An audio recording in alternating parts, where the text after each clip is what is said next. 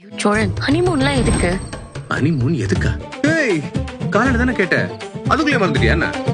இன்னைக்கான எபிசோடில் பார்த்தீங்கன்னா நம்ம சேரன் சந்தாவுக்கு கால் பண்ணி கார்த்தியோட நிலைமையை எடுத்து சொல்கிறாங்க. கார்த்தியாவை பற்றி சந்தா கிட்ட பேசினது சந்தாவுக்கு சுத்தமாக பிடிக்கல. ஆனதி புதுசாக மெடிக்கல் ஷாப் ஓப்பன் பண்ணுறதை பற்றி பாண்டியன் வீட்டில் வந்து சொல்கிறாங்க. இது ரொம்ப நல்ல விஷயம் அப்படின்னு சேரன் எல்லாருமே சொல்லி பேசிக்கிட்டு இருக்காங்க.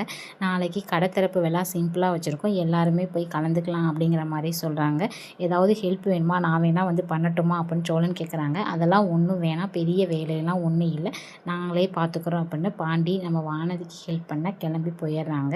நாளைக்கான ப்ரமோவில் பார்த்திங்கன்னா நம்ம சோழன் நிலா கிட்ட ஹனிமூன் போகலான்னு சொன்னேன்ல, 2-3 இடம் சூஸ் பண்ணி வச்சுருக்கேன் அப்படின்னு சொல்கிறாங்க.